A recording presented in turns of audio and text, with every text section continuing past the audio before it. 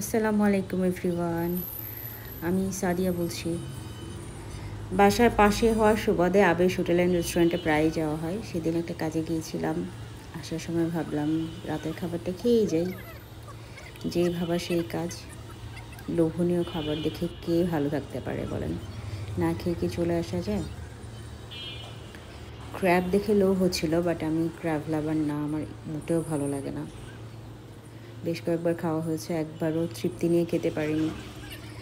তা আমরা অর্ডার করেছিলাম আফগানি কাবাব, আর এটার নাম ঠিক মনে পড়ছে না, বিফের একটা কাবাব ছিল, খুব স্পাইসি।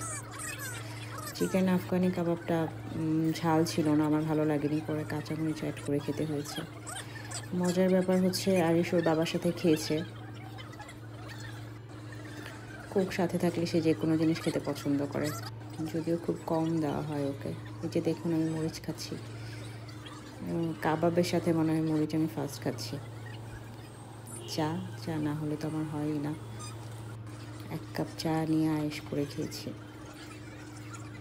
ওদের চাটা আমার পছন্দ specially. Thank you for watching. By.